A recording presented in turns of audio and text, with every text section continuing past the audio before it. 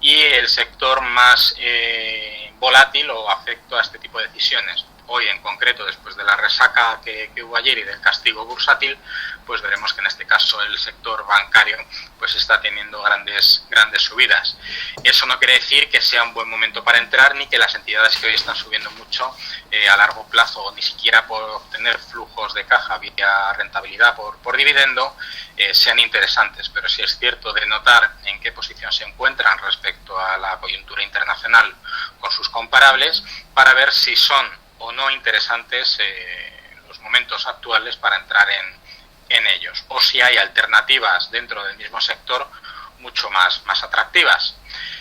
Básicamente, dejando un poco en pantalla lo que es la cabecera de Forex, estamos viendo como el dólar, después de haberse fortalecido durante la tarde de ayer, durante la madrugada, sin embargo, hemos visto cómo el dólar se ha ido recuperando respecto al resto de sus comparables. Si nos vamos en concreto al cruce de euro-dólar, y para verlo de una manera un poquito más sencilla, lo podremos ver con un gráfico, por ejemplo, de unos 15 minutos aproximadamente. Esta de aquí es la fuerte caída que tuvo en concreto el eurodólar, la cotización, es decir, el fortalecimiento que tuvo el dólar durante estos minutos. Sin embargo, durante el resto de la tarde y la madrugada y ya la apertura del mercado europeo, hemos visto que vuelve a la misma senda y a los mismos niveles de cotización pues similares a la apertura del mercado americano de la sesión de ayer. Por lo tanto, el efecto que ha tenido en Forex la decisión de tipos de interés ha sido nula. Primero, porque de alguna manera lo que hubiera sorprendido es que la Reserva Federal hubiera sido más laxa y hubiera ofrecido un descuento de tipos de 50 puntos básicos en lugar de los 25 que finalmente fueron, ¿no?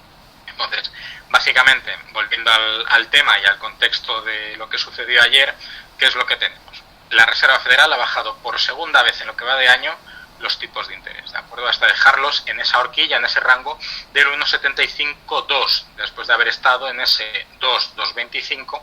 Y bueno, pues esta medida había sido lógicamente descontada por el mercado, y así lo podemos comprobar en el mercado de divisas, porque de hecho el índice del dólar, el dólar index, hemos visto como las fuertes subidas que hubo ayer, pues hoy las ha empezado a perder. Por lo tanto, lo que se pretendía, que era bueno, pues mejorar el posicionamiento del dólar y ofrecer un incremento de liquidez mediante el abaratamiento del dinero, pues parece que no ha surtido efecto. Primero porque la medida política o cambiaria, que podemos decir así, a través de la política monetaria de la Reserva Federal, se ha visto compensada, pues porque en este periodo, en concreto en el que nos encontramos ahora mismo en Estados Unidos, es cuando las empresas pagan sus impuestos. Y el problema está que muchas de ellas no tenían la liquidez suficiente para hacer frente a sus pagos a la Hacienda americana, ¿de acuerdo? ¿Qué es lo que ha hecho entonces la Reserva Federal? Ha hecho una recompra de bonos del Tesoro, es decir, ha inyectado liquidez en los mercados que han ido directamente a los bancos. No es una liquidez que se haya ofrecido al público, al consumidor, mediante el préstamo y la concesión de créditos, tanto hipotecarios como de consumo, y ese dinero ha ido exclusivamente a pagar los impuestos correspondientes de las compañías y a retribuir a los accionistas vía dividendos, ¿de acuerdo?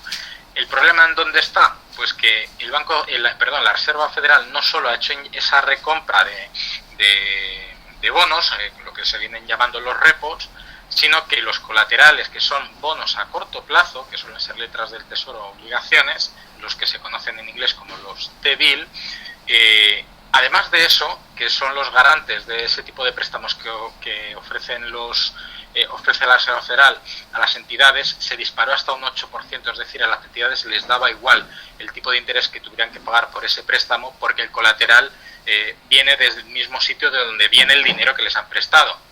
Y aparte han hecho una nueva emisión de letras del Tesoro, lo que ha inyectado o ha esparcido por todos los mercados un nivel abrumador de hasta 130.000 millones de dólares americanos en dos tandas, porque han sido en dos tandas de menos de 48 horas, bonos letras y obligaciones de hasta 5 años de duración y el dinero suficiente para inyectar esa liquidez. Por lo tanto, todo lo que se pretendía que mejorara la competitividad vía bajada de tipos de interés y abaratamiento del dinero, pues se ha visto compensado por esa inyección de bonos que han servido como colateral, como garantía a esos préstamos que ha hecho la Reserva Federal a las entidades para que puedan pagar sus impuestos. Por lo tanto, el efecto no ha sido el esperado. Hubiera sido quizá más importante o más reseñable esa bajada de 50 puntos, primero porque era lo que le hubiera gustado a Donald Trump que hiciera. Hay que tener en cuenta que Donald Trump ahora mismo tiene dos frentes abiertos comerciales, uno directamente con China, que es a quien le está perjudicando todos los aranceles y cargas impositivas a las exportaciones chinas con destino a Estados Unidos o las importaciones americanas origen China, para que la Reserva Federal actúe en consecuencia. Es decir, Donald Trump no tiene la capacidad de bajar el precio del dinero, pero sí tiene la capacidad política a través de impuestos de que finalmente, de manera como causa-efecto, pues ha originado que la Reserva Federal haya hecho esta bajada de tipos de interés, algo que no concuerda con la fuerte estructura que tiene ahora mismo el mercado laboral americano y las subidas de los precios, es decir, el incremento del IPC en Estados Unidos.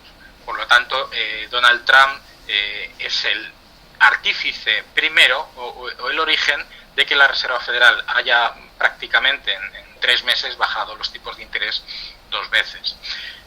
Lo que hemos visto, lógicamente, fue un gran impacto negativo en todos los mercados de manera inicial, pero luego pues parece que una vez que se estableció, se dio la rueda de prensa, Jerome Powell, cuando le preguntaron en concreto cómo fue de unánime el voto de cara a hacer la bajada de tipos de interés, fue bastante vago. ¿Por qué?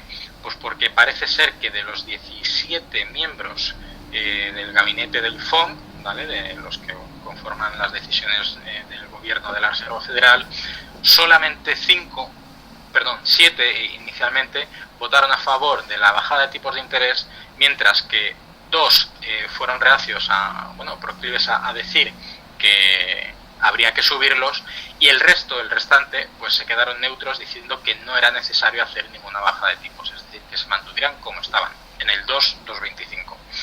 ¿Qué ha pasado ahora? Pues bueno, parece ser que nuevas noticias que han salido a través de las previsiones que hay ya para octubre y para diciembre en base a la Reserva Federal, pues parece ser que ahora mismo no hay una mayoría absoluta inicialmente que apoye una bajada de tipos de interés, pero sí es cierto que mientras que hay 7 que sí votan a favor, hay 5 que están en contra de hacer una bajada de tipos de interés, es decir, que promueven la subida, y otros 5 que se mantienen sin tomar ningún tipo de decisión. Esto es como en la política, los votos que se abstienen los adquiere la mayoría que vota, o en un sentido o en otro. Por lo tanto, 7 sís contra 5 nos, y los 5 que no saben no contestan, digámoslo así, pues esos 5 últimos van a los 7 síes. Por lo tanto, estaríamos hablando de un apoyo a una nueva bajada de tipos de interés de 12 frente a 5 que dicen que no habría que bajarlos, ¿no? ¿Esto qué ha originado? Pues para aquellos que no lo sepáis, podéis acudir a la página del CME Group, donde hay un cálculo estimatorio, ¿no?, un cálculo probabilístico de qué es lo que va a pasar en la próxima reunión del 31 de octubre de cara a las bajadas de tipos. Y como podemos ver aquí, tenemos ahora mismo una probabilidad de no bajar los tipos del 53%, es decir, que se mantengan en el 1,75-2%, frente a un 47% que pues denotaría esa política de continuar reduciendo el valor del dinero, abaratando el precio del dinero hasta el 1,5-1,75. Esto es ahora mismo. Hasta la fecha entonces queda mucho todavía por mascar, pero es cierto que mientras en el verano llegó a apoyar una baja de tipos de interés en torno al 90%, que luego se ha ido reduciendo mediante los datos positivos que han salido de la economía interna de Estados Unidos, luego finalmente pues parece que la guerra comercial, el impacto que ha tenido el atentado con drones a las refinerías saudíes, que Estados Unidos, o Donald Trump en este caso, de una manera un poquito más personificada, acusa a que es colaborador o sponsorizador, ¿no?, de esos ataques, culpa a Irán de ello, ¿no? Entonces eso ha hecho que haya un incremento en el precio del crudo brutal, ocasionando perjuicio en muchísimas compañías que bueno, pues, tienen unos costes fijos asociados al petróleo bastante importantes. También es cierto que, por otro lado, compañías afectas a la segunda línea de producción del petróleo, es decir, a lo que viene siendo los barriles de petróleo, al refinado, pues se han venido beneficiando, ¿no?, y han subido en consecuencia. Sin embargo, todavía el hueco que ha habido en el petróleo, hay una parte de él que no se ha cubierto. Siguiendo con ello, pues, ¿qué es lo que tenemos? Prácticamente el dólar se ubicó ayer en la línea de fuego, y después de ese inusual episodio de liquidez que llevó a la FED a hacer esa inyección de 130.000 millones, pues lógicamente no ha hecho que hubiera ningún movimiento en divisas. Por otro lado, pues el Banco Central, la Reserva Federal, que decidió aplicar esta reducción hasta el 1,75, pues ha vivido unas de las reuniones más tensas. Esto es básicamente volver a lo que comentaba, de que hay un sesgo, no hay una unanimidad muy bien definida de cara a que pueden pasar en las próximas reuniones respecto a las políticas monetarias y las bajadas de tipos de interés que en este caso Donald Trump quiere que haya, ¿no? No hay un consenso en ello. Prácticamente el organismo, pues, que prevé una riqueza de un PIB, un crecimiento del PIB en Estados Unidos del 2,2%, por encima del 2,1% que se estimó en junio, y que el paro se mantenga en un 3,7% en un país de más de 160 millones de habitantes, pues que se mantengan esos niveles para el 2020 y 2021, es un dato tremendamente bueno. Aparte que el incremento paulatino de los salarios y la estimación de inflación, que se fijó en el 1,9 en el 2019 y en el 2020, pues queda muy poquito para alcanzar el objetivo que la FED concretamente tiene del 2%, ¿vale? Básicamente, Powell apuntó a que la falta de liquidez se debió a esas cuestiones técnicas de pagos de impuestos de las compañías, y que en principio el encuentro que tiene previsto llevar la Reserva Federal para finales de octubre, pues precederá a esa última reunión del año, programada para el 10 y 11 de diciembre. Por lo tanto, dos fechas en el calendario importantes: el 31 de octubre y el 10 y 11 de diciembre.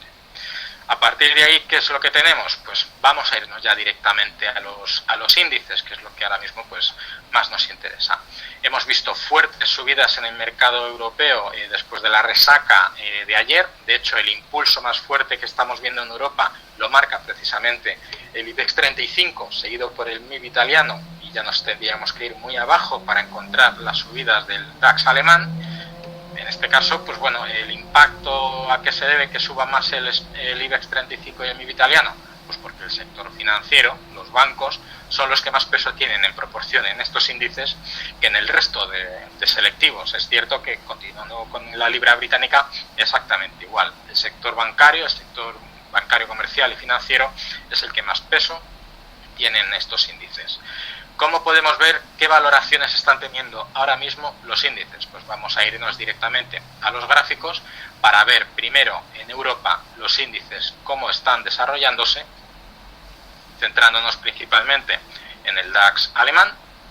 Vamos a irnos a un gráfico diario y podemos ver, de hecho, cuál es la evolución de hoy, desde la apertura del mercado, que fue en este entorno, hasta la subida prácticamente que ha tenido hace apenas unos minutos, hace unos 20 minutos aproximadamente, marcando los máximos de la sesión, ¿no?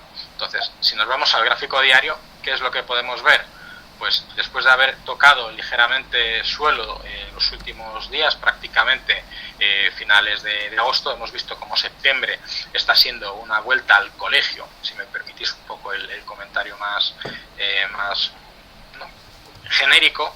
Pues estamos viendo cómo hay un impulso tremendamente fuerte con el objetivo de que el DAX vuelva a buscar sus nuevos máximos que no alcanzaba desde junio, y que anteriormente habría que desplazarse a prácticamente el inicio o finales, del del segundo trimestre del año pasado para ver estos niveles. Por lo tanto, estamos viendo una recuperación de la economía, pero a base de esteroides, es decir, a base de intervención monetaria de los bancos centrales, cuando debería ser el propio desarrollo económico de los países los que permitieran este tipo de subidas. Por lo tanto, es como si fuéramos subiendo con muletas unas escaleras. Si nos quitan las muletas, no vamos a poder subir, ¿no?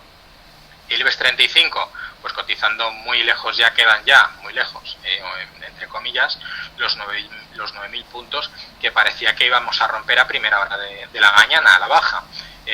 Precisamente la previsión que estamos teniendo y el impacto de esa nueva rebaja de tipos de interés que podría adoptarse en el último trimestre del año, pues está permitiendo a los bancos posicionarse. Todos los inversores ahora mismo están posicionándose a favor de las entidades bancarias, lógicamente porque ven que hay una probabilidad alta de que necesiten de liquidez, lógicamente, para proveer pues en este caso de fortalecer el consumo interior de cada país.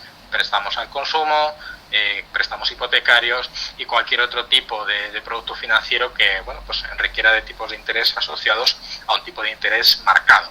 Euribor, en este caso, es contrapuesto porque el Euribor tiende a la baja, pero cualquier otro tipo de interés marcado respecto a las políticas centrales de los bancos, ¿no?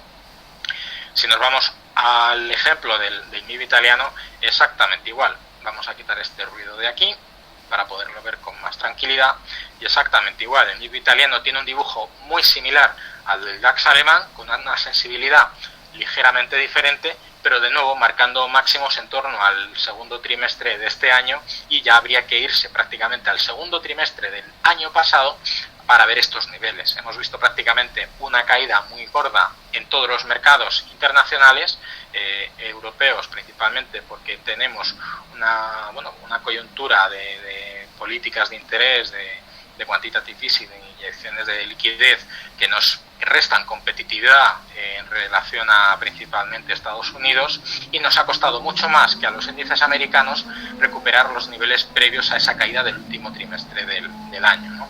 Si nos vamos a los índices americanos, ¿qué es lo que podemos ver? Pues mientras que los índices europeos nos queda muy lejos todavía la posibilidad de llegar a máximos históricos, en el caso contrario, los índices americanos apenas le quedan unos pocos puntos para alcanzar sus objetivos. En el caso del S&P 500 vemos que el máximo histórico alcanzado aproximadamente, no exactamente, el 26 de julio, pues apenas nos quedan 8 puntos del índice para alcanzar esos nuevos máximos. ¿Qué nos pasa con el Nasdaq? Exactamente igual. Nos vamos al gráfico diario para poder observar con la misma intención. En este caso el Nasdaq tiene más puntos de diferencia, pero seguimos hablando de 60 puntos. Es apenas un 1 y pico % respecto al precio del índice, lo que le quedaría para alcanzar los máximos antiguos, ¿no?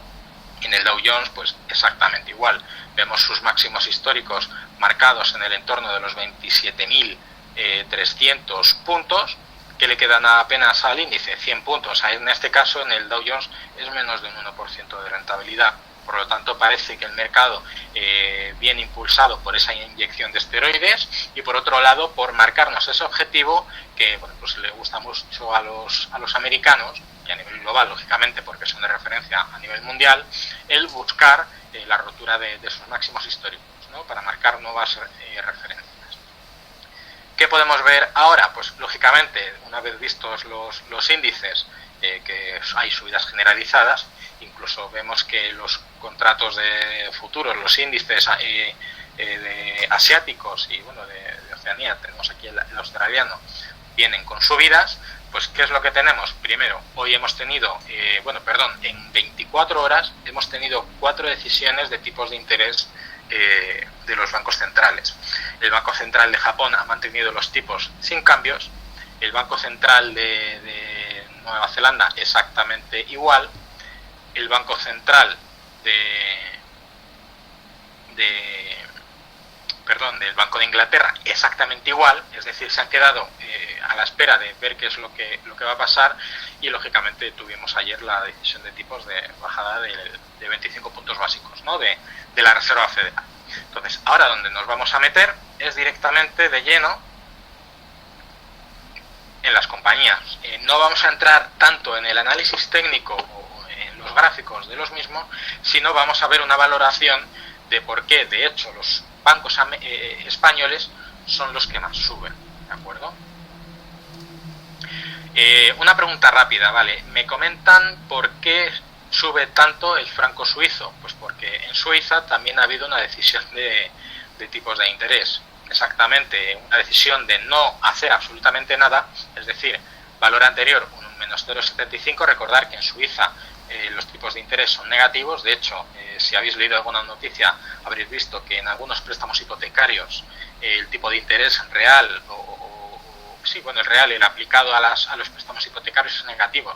Es decir, el banco le paga al hipotecado por tener su préstamo. Es de manera puntual y probablemente pues sean economías muy fuertes y que tengan algún tipo de otra relación contractual con sus entidades bancarias que les puedan ofrecer ese tipo de servicios, ¿no? Previsión menos 0,75, publicado menos 0,75. Sin cambios, fortalecimiento de la economía, incremento del precio del franco suizo y por lo tanto gana terreno a sus restos de pares, ¿no?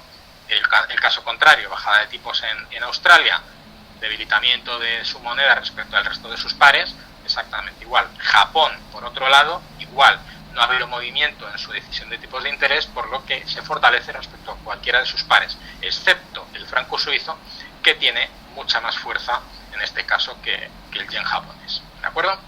Esa es la reflexión de la pregunta y vamos a continuar. El heatmap es lo que estamos viendo. El dólar viene debilitándose poco a poco. Hay un interés muy fuerte por el mercado americano en renta variable, recordémoslo muy bien, y enfoquémonos en este caso al sector más proclive a las volatilidades por las decisiones de tipos de interés. ¿Cuál es? Exactamente, el bancario.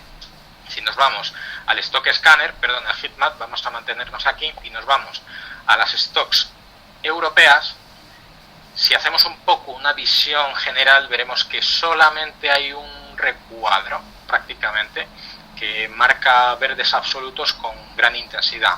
¿Cuál es? Aquí arriba a la derecha, el bancario. ¿Lo veis? Commercial Banks. Si hacemos clic sobre él, ¿qué podemos ver? El listado de todos los bancos que tenemos en el sistema de XTB para comprar las acciones al contado. ¿Y qué es lo que podemos ver? Bankia, Sabadell y Caixa y Unicaja, perdón, Bankinter, perdón, a ver, vamos a verlo aquí bien. Bankia, Sabadell, CaixaBank, Bankinter, Banco Santander son los bancos dentro de todo el ámbito mundial que más están subiendo. Hay que tener en cuenta que estos bancos, por capitalización en proporción a su rentabilidad por dividendo y a su beneficio por acción, son de los más grandes y son de los menos rentables. Hay que tener en cuenta que en España hay una fuerte competencia en el mercado hipotecario, de préstamos hipotecarios, y básicamente es una bajada de pantalones para los bancos que se bajen los tipos de interés. ¿Por qué? Porque les obliga a ofrecer otro tipo de servicios a través de los cuales puedan obtener rentabilidad, incrementando comisiones de servicios, aplicando comisiones nuevas que antes no se habían aplicado para compensar esa bajada de rentabilidad que obtienen a través de los préstamos hipotecarios y, por supuesto, de los préstamos al consumo. De hecho, Bankia, que es un banco que está intervenido y que el accionista mayoritario es estatal, por lo tanto, Bankia habría que considerarlo como un banco público, no un banco privado, tiene una rentabilidad en la jornada de hoy de un 7,24%. Apenas nos quedan 3 minutos para que cierre la sesión y estamos viendo cómo va a ser el líder en las subidas del sector bancario a nivel mundial.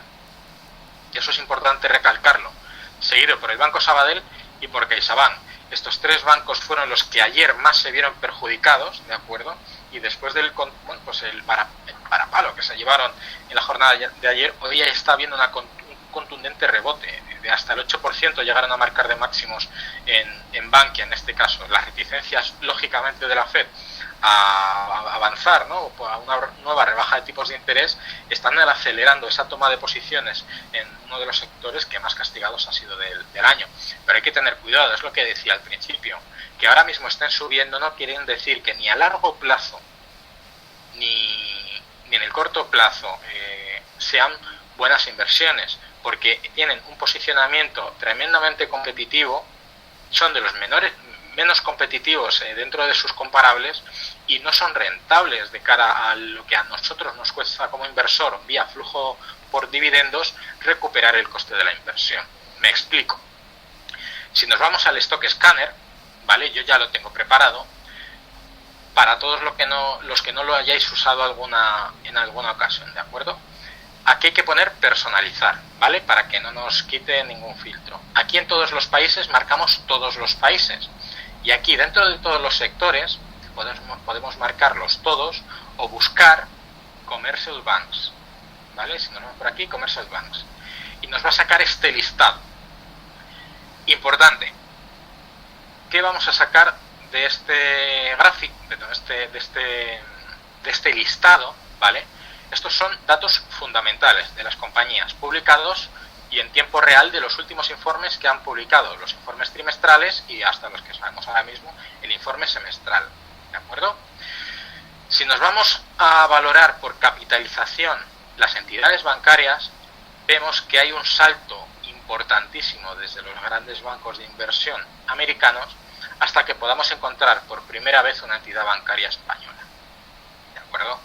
Banco Santander ha crecido de manera inorgánica, de manera brutal, no por el propio negocio, por rentabilidad de negocio, por captación, ingreso, por comisiones, ¿de acuerdo? Por beneficio.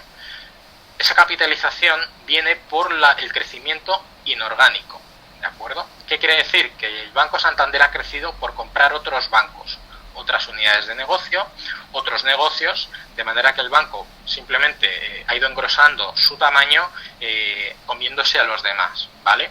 Pero sin embargo, algo importante que podemos observar, EPS.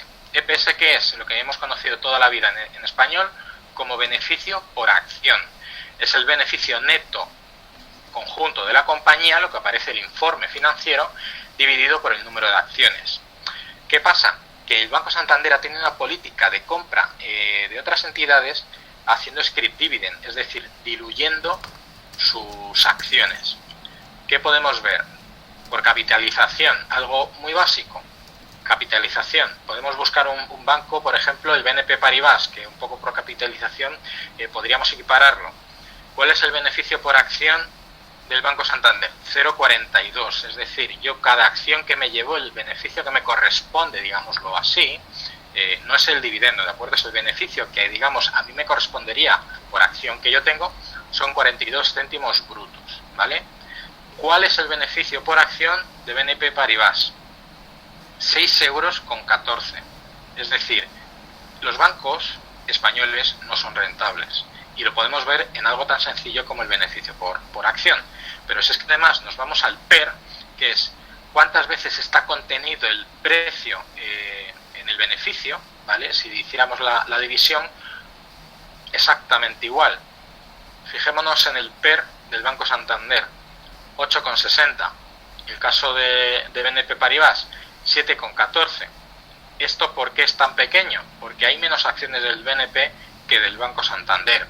El dato fundamental a tener en cuenta es este, aparte de que observemos cuál ha sido la variación en 3 meses, en 6 meses y en 12 meses del Banco Santander, ¿vale?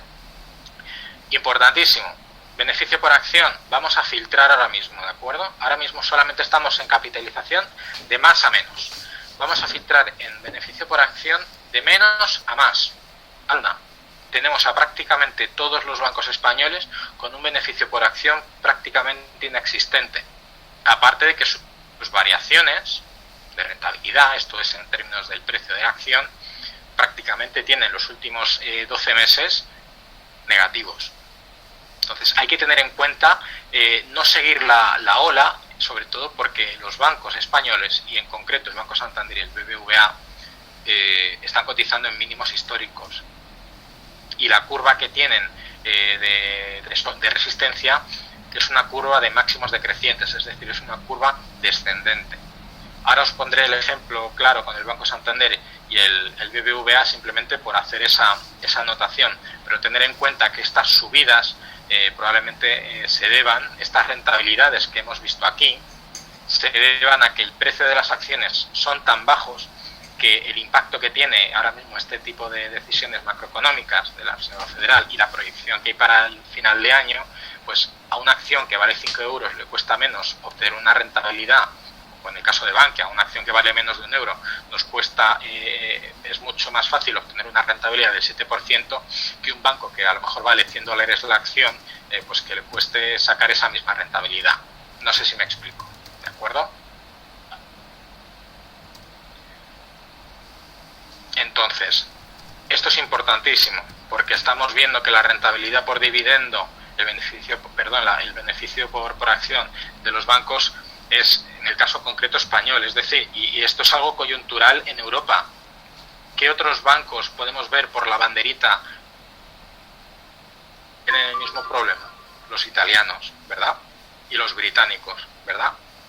Ha habido una política laxa de crecimiento inorgánico en las entidades financieras que han necesitado de ese tipo de operaciones para sacar rentabilidad y tener la fuerza suficiente en los mercados para que incluso puedan tener cierta intervención en las políticas de los bancos centrales, en el caso del Banco Central Europeo, que lógicamente está haciendo que resten competitividad y que tengamos que ir a países emergentes a obtener una rentabilidad a coste de oro, ¿vale? Que luego no nos podemos, no podemos recuperar. Entonces, visto esto, cuidado a la hora de tomar decisiones, a la hora de entrar en este tipo de volatilidades tan grandes en entidades bancarias y sobre todo en las españolas, porque nos puede costar mucho dinero el que en las correcciones, igual de rápido que suben, normalmente las sensibilidades tienen más impacto cuando caen, ¿de acuerdo? Entonces, vamos a ver el ejemplo que os quería poner del BBVA y del Banco Santander. He visto un par de preguntas, ¿vale? Y esto lo trato yo tanto directamente con mi cartera de clientes como el resto de compañeros con los suyos, ¿de acuerdo? Hay una pregunta, dos preguntas. Los que tenemos bancos, ¿qué hacemos? Bancos en cartera hace años de largo plazo. Bueno, en este caso habría que ver en qué momento de la historia, ¿no?, de la cotización de estas entidades en las que vengan, que las desconozco y os invito a que os pongáis en contacto con vuestro analista para analizarlo, si realmente lo que habéis estado haciendo es cobrar el dividendo o adquirir nuevas acciones. Prácticamente habéis estado diluyendo durante todos estos años, y es lo que les digo yo a mis clientes, se han estado diluyendo vuestra participación y os han obligado a adquirir nuevas acciones. Es como lo que ha hecho, por ejemplo, Telefónica con Prosegur. Si habéis visto las noticias, habréis visto que Telefónica ha comprado el 50% del negocio de alarmas en España a través de acciones de autocartera. Es decir, no ha salido ni un solo euro de Telefónica para comprar ese 50% de Prosegur. Pero ¿qué ha hecho Prosegur? Se ha convertido en accionista de Telefónica. Y Telefónica también es otra entidad que, pues no tiene un gráfico nada favorecedor. Entonces, tanto si buscamos rentabilidad por dividendo para compensar lo que nos costó las acciones en su momento de los bancos, es decir, cuántas veces tengo que cobrar yo el dividendo para recuperar la inversión, habría que hacer ese cálculo y es muy fácil, es simplemente una regla de 3, o cuánto tengo que comprar y promediar a la baja para que llegue un momento a la cotización del banco para permitirme cerrar todas las posiciones.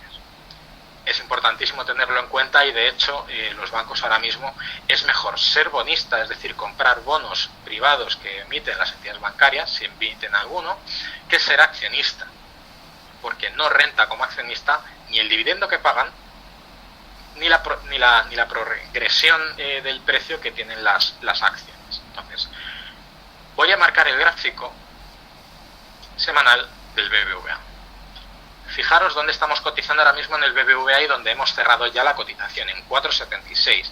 Y veamos de dónde venimos de hace prácticamente un mes, de prácticamente los 4 euros por acción, por poner un número redondo.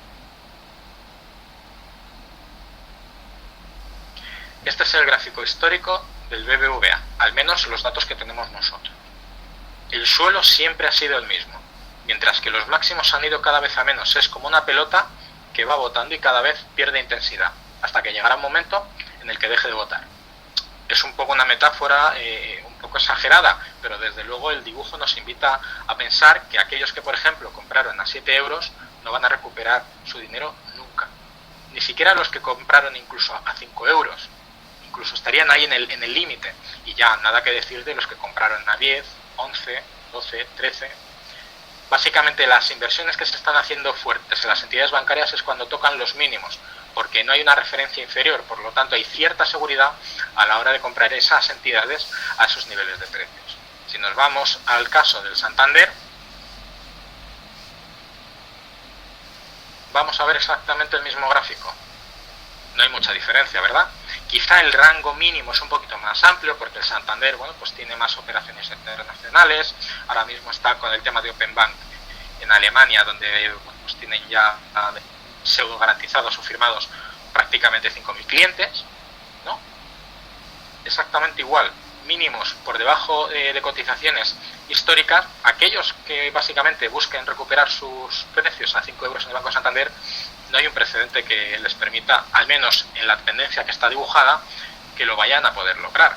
Entonces hay que tener cuidado porque este tipo de medidas, que al fin y al cabo son esteroides, cuando alguien deja de hacer ejercicio, deja de pincharse, por hacer un poco la misma extrapolación, pierde todo lo ganado, absolutamente todo, y se da cuenta de que mucho del negocio y del impulso que ha tenido su negocio no viene por su propia creación, por su propio desarrollo personal, en este caso las entidades, sino que requiere de la intervención política de los bancos centrales, de políticas monetarias, mejor dicho, hablando con propiedad, para que puedan lógicamente ser competitivos. Y luego hay que tener en cuenta las diferencias que hay entre la Reserva Federal y el Banco Central Europeo.